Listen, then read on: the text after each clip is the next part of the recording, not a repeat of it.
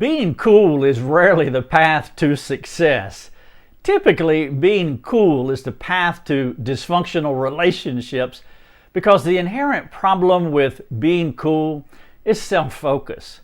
You're always assessing yourself as you measure yourself against others who represent cool to you. This way of living your life is unwise and it's enslaving. Let's talk about true coolness.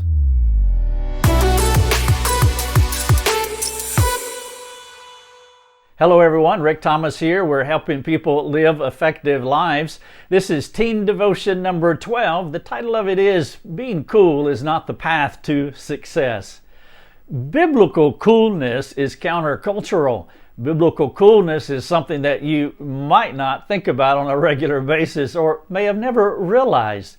In fact, biblical coolness looks remarkably different from how the culture defines what cool is and how to live a cool life. Let me give you some characteristics of biblical coolness. It's things like unesteem as opposed to self-esteem. It's like unlovely as opposed to lovely, or unappealing or unacceptable. In fact, if you want to see what biblical coolness looks like, I would encourage you to read Isaiah 53, the first 7 verses, as it talks about the kind of life that Christ lived when he was here on earth. How do those descriptors grab you? Unesteem, unlovely, unappealing, unacceptable. Those are some of the things that did describe Jesus, and the irony of Christ's out-of-step ways is how passionate Christians were about following him. Even though he was unlovely and not esteemed and unappealing, people wanted to hang around him. I imagine that Jesus was probably really concerned about doing his schoolwork. I doubt he was interested in girls. I suppose that his toga was perhaps a little out of date when compared to the hip Jewish customs. His lunchbox probably had some animals from the ark on it. And of course, you know, Jesus was the teacher's pet. And his language was peculiarly different from his peers. In fact, that's what we read in John 7:46. Jesus was a real outlier. And as odd as he was, God chose him to be our leader. It was not the mighty. It was not the popular person. The chances of success ever coming Christ's way, well, it seemed unlikely. What happens first, being godly or being cool? Think about your own life. Which one of those do you want to happen in your life more than the other? Do you want to be godly or do you want to be cool? Those two words are competing against each other. Now here's the irony. Jesus is amazingly cool. And so don't be fooled by what you see or what you crave.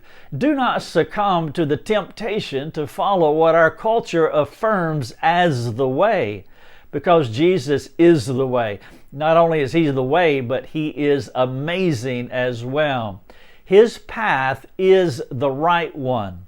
The result of following the prototype of coolness, the result of following Jesus, he is the prototype of coolness, well, it will be eternally satisfying. I'm an old man now, and I used to be cool. I'm not cool any longer.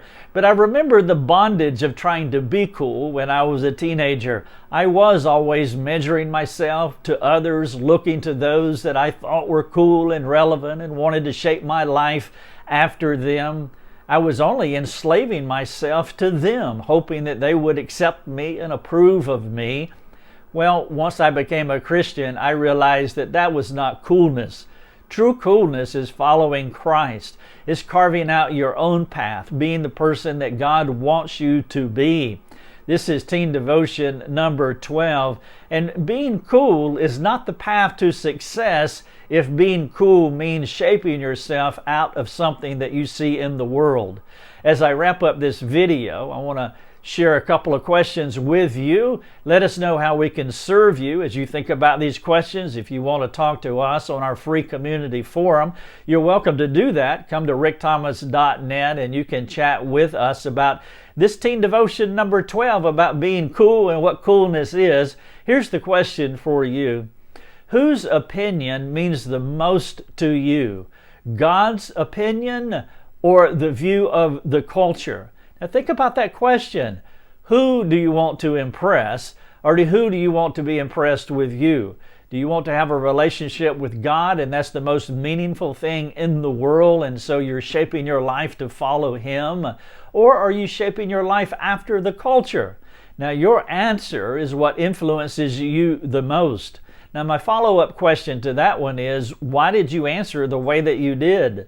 If you said that you wanted to follow God more than anything else in the world, and that is the path to true coolness, then why did you answer that way? That would be a fun thing to talk about. Now, if you have succumbed to the way of the world and you want to follow them more because that is true coolness for you, we would love to discuss that with you as well. Or maybe there's somebody in your life that you can talk to about that. It would be a worthy discussion to have. Now, my second question is, what is your biggest hindrance that keeps you from fully identifying as a Christian? Maybe you can answer it this way. What is your fear?